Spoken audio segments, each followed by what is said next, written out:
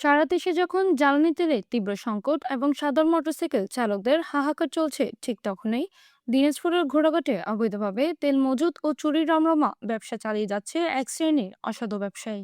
মঙ্গলবার দুপুরে পৌর সদরের আজাদ মোড়ে এমনই এক গোপন আস্তানায় অভিযান চালিয়ে বিপুল পরিমাণ অবৈধ ডিজেল জব্দ করেছে ভ্রাম্যমাণ আদালত।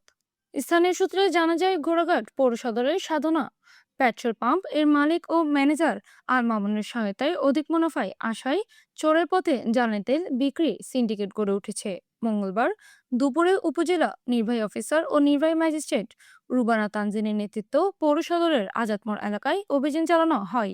অভিযানে জৈনিক সালামের দোকান থেকে অবৈধভাবে মজুত করা ১৬৭১ লিটার ডিজেল জব্দ করা হয়। তেল ওই যে গাড়ির মালিকের 7টা গাড়ি আছে।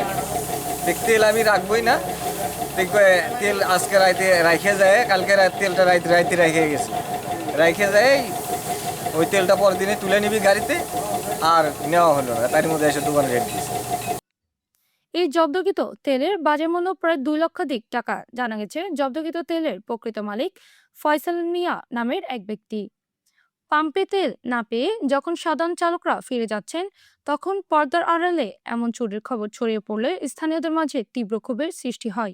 এই সময় সাধারণ পেট্রোল পাম্পের সামনে সাধারণ মোটরসাইকেল চালকেরা জড়ো হয়ে বিক্ষোভ মিছিল ও প্রতিবাদ সভা করেন। 1:30টার দিকে আমি যখন আসছি তখন জানতে পারছি যে এখানে অর্ধেক গাড়ি ঢুকানো হয়েছে। ঢুকানোর পরে বাকিগুলা ব্লক করে দেওয়া হয়েছে এবং আমাদেরকে পুলিশেরা বলছে যে আপনারা বাহিরে সিরিয়াল বাই দাঁড়ান, এগুলো দেওয়া হইলে তারপরে আবার আপনাদেরকে দেওয়া হবে। যে মাত্র মনে করেন যে ভিতরেগুলো দেওয়া শেষ, এখান থেকে ঘোষণা করছে আর তেল দেওয়া হবে না।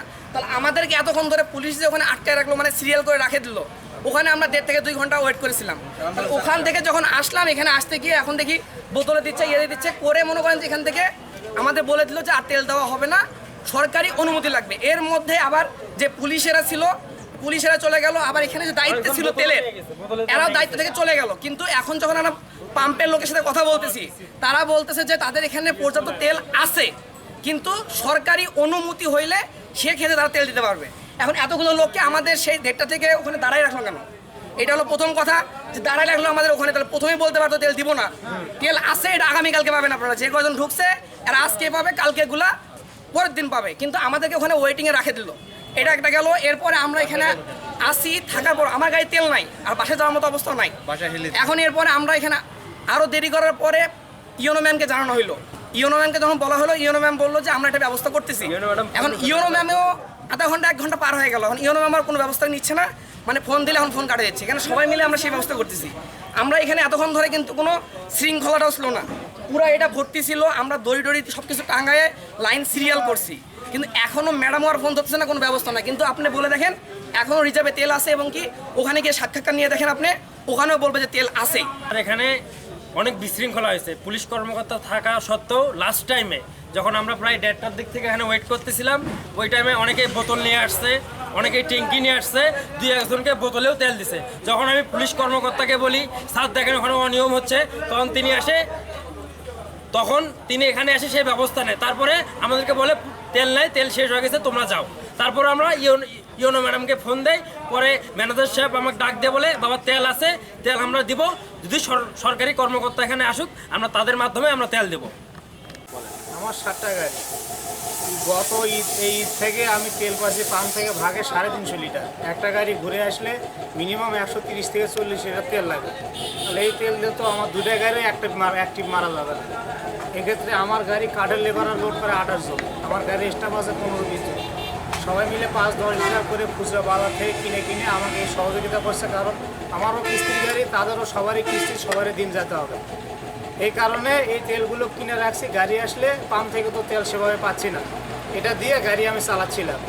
এমন তো অবস্থায় এখন যা হচ্ছে এটা তো আপনারা দেখতেছি না। গাড়ি আমি চালাতে পারতেছি না, গাড়ি আমার বসে। আমার গাড়ি প্রতি অ্যাভারেজ 70 লিটার করে তেল দিছে, আর আজকে 3 গাড়ি মিলে আমাকে 210 লিটার তেল দিছে। বাকি গাড়িগুলো আমি কিভাবে তেল তুলবো এটা আমি নিজেও জানি না। তাহলে গাড়ি তাদের অভিযোগ, পাম্প কর্তৃপক্ষ সংকটের অজুহাত দেখিয়ে সাধারণ গ্রাহকদের তেল দিচ্ছে না, অথচ পর্দার আড়ালে সিন্ডিকেটের মাধ্যমে তেল পাচার করছে। উপজেলা প্রশাসন সূত্রে জানানো হয়েছে, গোপন সংবাদের ভিত্তিতে এই অভিযান পরিচালনা করা হয়েছে। জনস্বার্থে এবং জ্বালানি তেলের বাজার স্থিতিশীল রাখতে এ ধরনের অসাধু ব্যবসায়ীদের বিরুদ্ধে প্রশাসনের কঠোর নজরদারি কাট জনস্বার্থে এবং জ্বালানি তেলের বাজার স্থিতিশীল রাখতে এ ধরনের অসাধু ব্যবসায়ীদের বিরুদ্ধে প্রশাসনের কঠোর নজরদারি ও অভিযান অব্যাহত থাকবে। জব্দকৃত তেল সরকারি হেফাজতে নেওয়া হয়েছে এবং সংশ্লিষ্টদের জব্দকৃত তেল সরকারি হেফাজতে নেওয়া হয়েছে এবং সংশ্লিষ্টদের বিরুদ্ধে আইনানুগ ব্যবস্থা গ্রহণের প্রক্রিয়া চলছে। এখান থেকে যায়নি, আমি জানি না ওটা কোথা থেকে আসছে।